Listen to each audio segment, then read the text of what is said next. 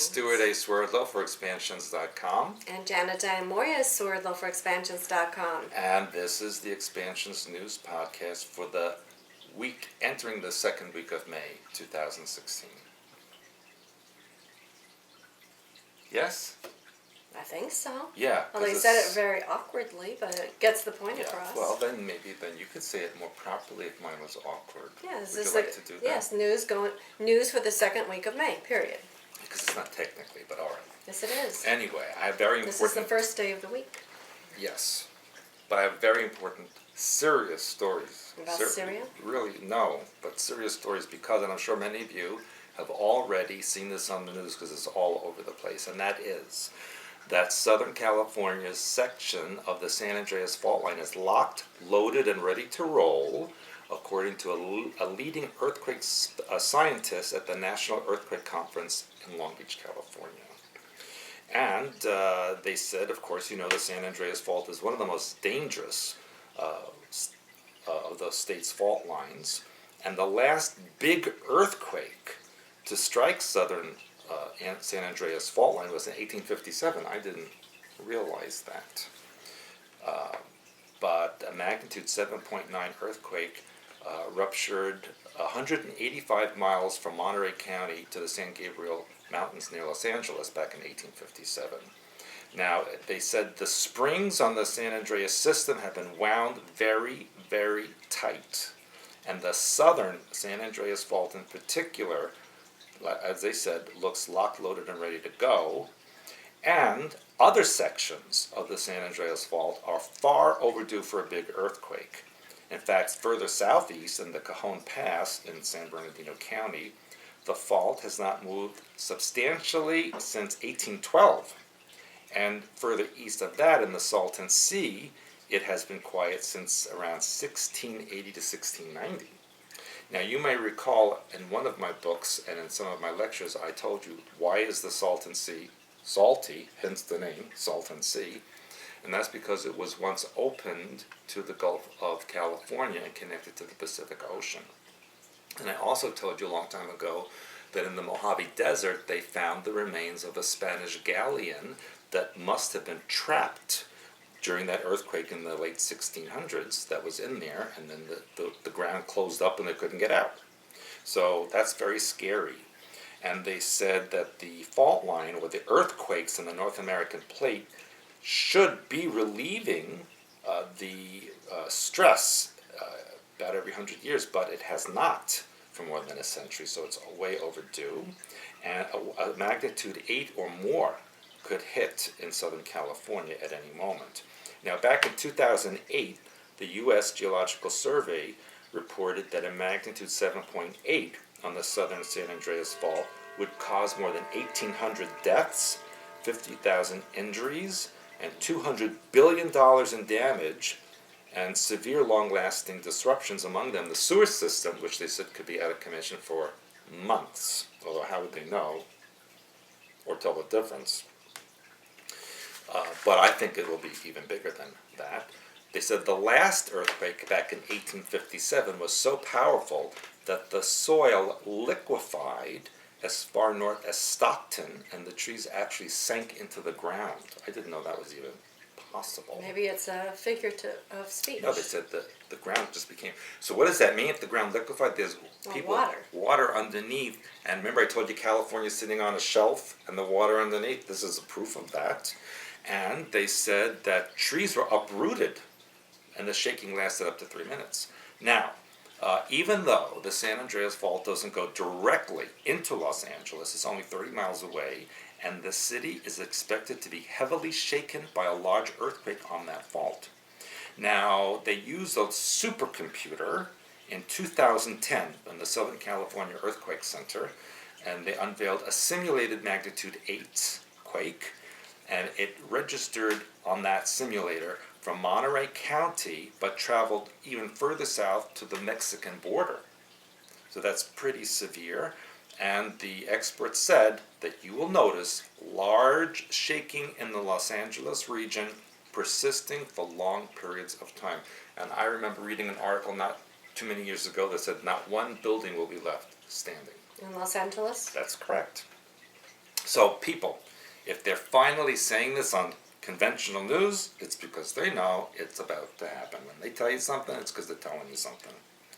Now, let's take a little bit of a trip over to Israel, to Middle East. And very interestingly, a Major General Yair Golan, made a comparison on the Holocaust Memorial Day address in front of Israeli politicians, saying Israel resembles Nazi-era Germany. That's big stuff. And he said he could see some parallels between then and now, except he appeared to imply this time the Israelis were the oppressors. And I quote, he says, "It's scary to see horrifying developments that took place in Europe begin to unfold here. If there's one thing that is scary in remembering the Holocaust, it is noticing horrific processes which developed in Europe, particularly in Germany 70, 80, and 90 years ago, and finding remnants of that here among us in the year 2016, referring to the Israeli society." He is a former paratrooper and admitted that sometimes Israeli soldiers were heavy-handed in their dealings with Palestinians. Now, as you can imagine, this created a big outrage in Israel because of this and into the government. And there was even an article about an Israeli woman politician who said that any criticism of Israel is anti-Semitic. That's really very narrow focus. And then actually it's my, I have a couple of other stories. A Martian researcher, not that he's from Mars, but he researches Mars, but they call him a Martian researcher. And he's from the Solar and Heliospheric Observatory. And he discovered a black cube orbiting the sun. Now, what do we say about, first of all, maybe the Borg are here. That's a Borg ship. But we also know it's a matrix cube, can be a matrix cube. And he said it's not the first time that they spotted this object near the sun. The cube has been seen before on and off. And he says sometimes it's seen 3 dimensions, other times in just 2 dimensions. He said in 2011, a similar box was snapped floating around the top area of the sun. And for a cube to be missing from a photo, either it was cut out by NASA to hide something, or the cube was flying in orbit around the sun, and so it disappeared for a bit of time. And the video zooms in on another pyramid-shaped object floating above the sun's surface, and a day later, NASA shut down the spacecraft's video feed and said it was going into, quote, emergency sun reacquisition mode. What does that mean? Well, it could be the cube came out of the sun and went back into the sun. Well, there was also this pyramid shape. It could have come out and gone back Now, in. this guy says, this is a cover-up to prevent us from seeing these things again. NASA must have seen this video and started making plans to change the way you and I are allowed to view it. And he says, I think this is proof that NASA is covering it up. And yes, he's correct, because a former NASA employee, the last name is Hare, I think I'm pronouncing it right, H-A-R-E, and she claims that she was told numerous times, and she doesn't, by people she doesn't name, that 3 UFOs landed shortly after one of the moon landings. Now, she is accusing NASA of hiding UFOs from the public, and said that the agency has doctored and obscured thousands of photos. She went on to record that the agency erases anomalies from pictures before selling them to the public. And guess what she did at NASA? She was employed as an illustrator and photographic slide technician and received many awards for her work. Because she eliminated a lot of those anomalous because she would ask, structures. what is this? And they would tell her, but you can't, you have to cover it up. And she claims NASA threatened those who dared to speak about the UFO sightings or airbrushed the pictures. And so here's something else that I recently discovered myself in my research, that the public should realize that NASA is not a civilian agency, and it is a military agency and always has been, and is actually there to create defenses for the Earth. And that's a whole nother story which we're going to do on some kind of seminar, what we don't know yet. And a couple of other things about the environment and what's going on in the world. And we know last time I spoke about Yellowstone and how active it's become.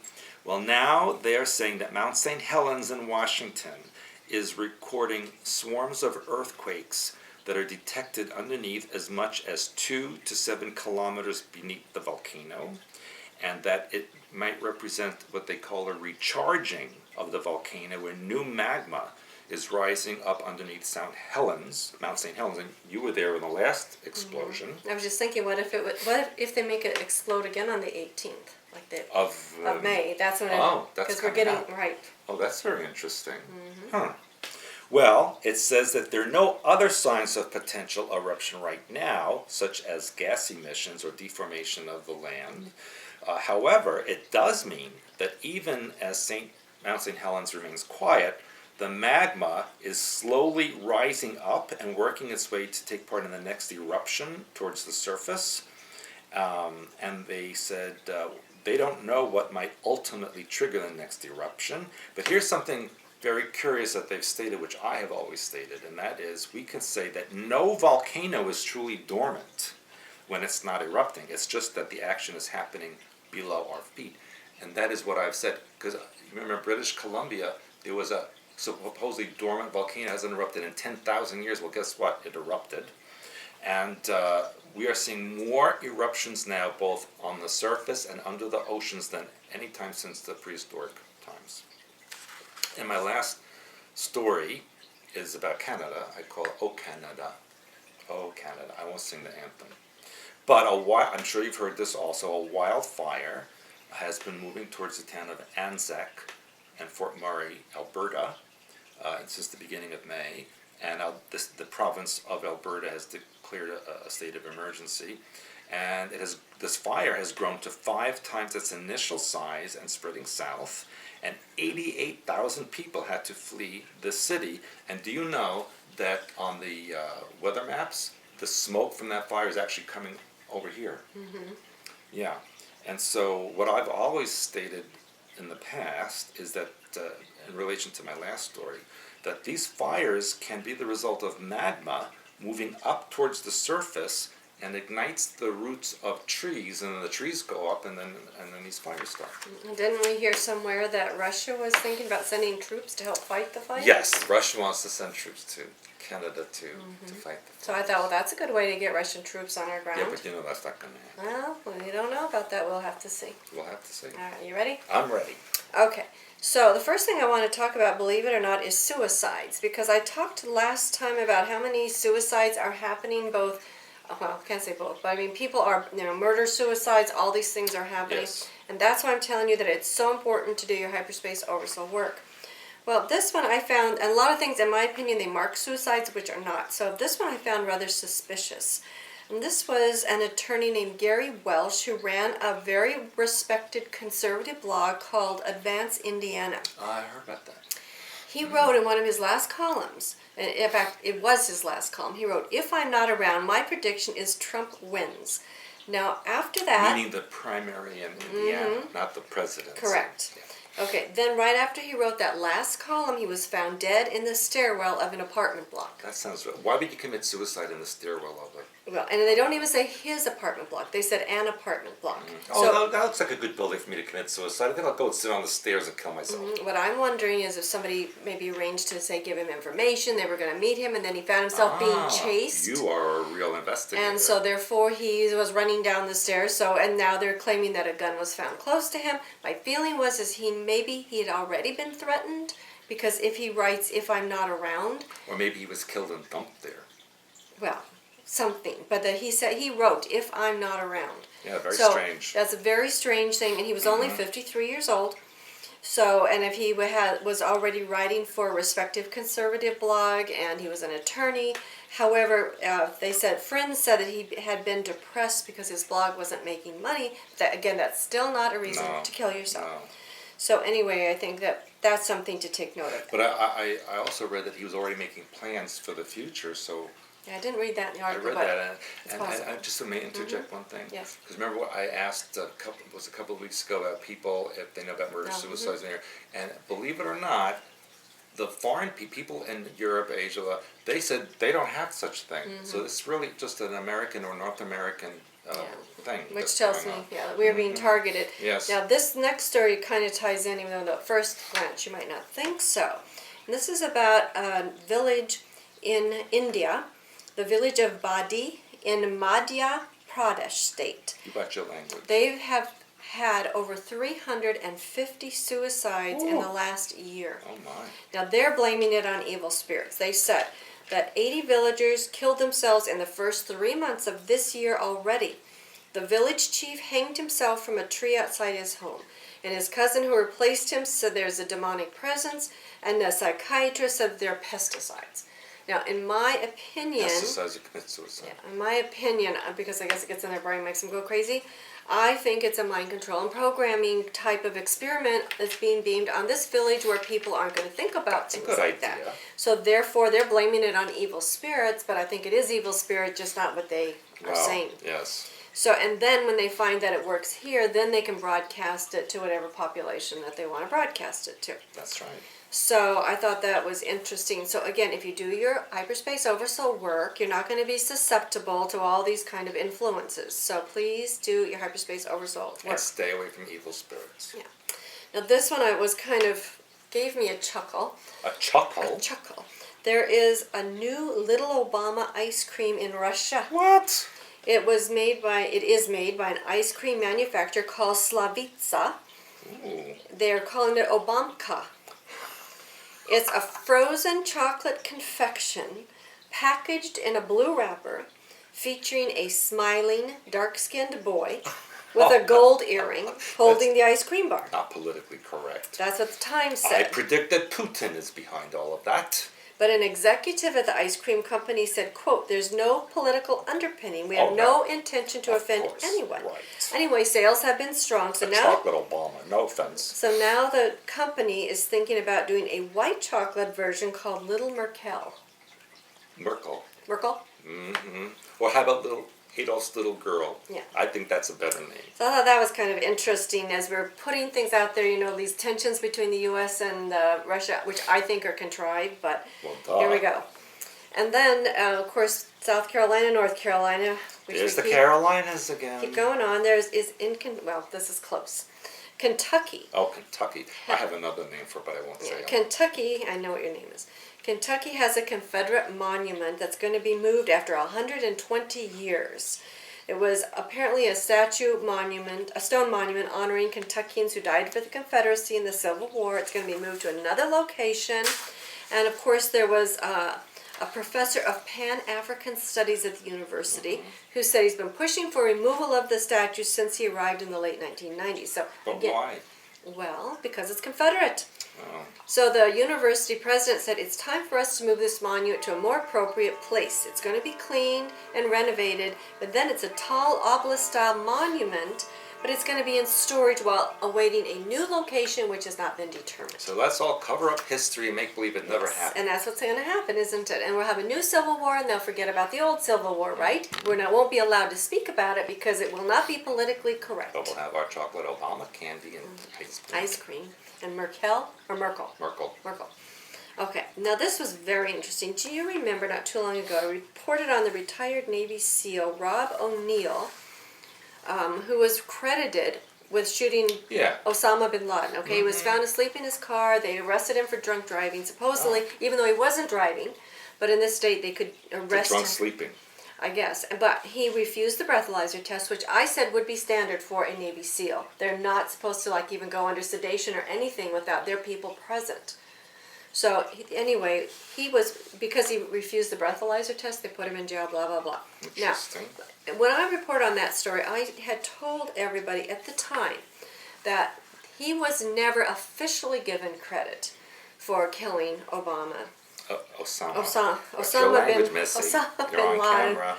He was never officially credited with the death, but he was going around telling people he had died. Right. Now, after Osama bin Laden died, then remember they claimed that the chopper carrying the Navy SEALs that they all died, right? Well, they were on a mission in Afghanistan. Right, and they were all killed. Okay, but then this guy pops up. Every one of them. Right, claiming that he was the one who fired the shots. And then apparently there was, okay, well, let me just finish the story because it's very odd. So they said 5 years. Now get this, the title was not Osama Bin Laden, but Usama Bin Laden with a U. And all through, it was a long story, all through this entire thing. This was what O'Neill said. First of all, he said, I explained, let's see. Rob O'Neill chomped on a sandwich, watching television at Bagram Airfield. Usama Bin Laden's dead body lay on a table next to him. So that's what you do after a mission. You sit with a dead body by you and you eat a sandwich, right? Watching television. Now this doesn't sound like what would happen after some big, huge, international takedown spy thing. You're going to sit there, watch television, and eat a sandwich next to a dead body. That's something weird. I'd want to do. Yeah. Then he says, I explained how I went into a room, I saw him. He was standing 3 feet in front of me. He was a threat, and I shot him. Okay. Because he just walked in a room and Osama go, oh, hello, how you are? Yeah, but here he says, O'Neill said he and his fellow SEAL Team 6 members were still in uniforms they wore on the mission when President Obama announced the death on television. I heard him say, this is a quote, I heard him say, Usama Bin Laden. I looked at Usama Bin Laden. I thought, how in the world did I get here from Butte, Montana? Yeah, right, because you saw in your head. And then they claim that somebody else confirmed that O'Neill was the shooter, but supposedly all the other ones were dead. And so here they have it again, but the whole article, including the title, said Usama Bin Laden with the U instead of the O. Because maybe he's the replacement for Osama, because Osama died in 2001. I don't know, but I thought it was just strange. To continue again. It's this weird story. Whenever they keep bringing these stories back, there's a reason. And maybe we don't know that yet, but I still think something's very odd with all of this. So I say watch for a Something's third rotten in segment. Pakistan. If you've heard anything else, keep me posted.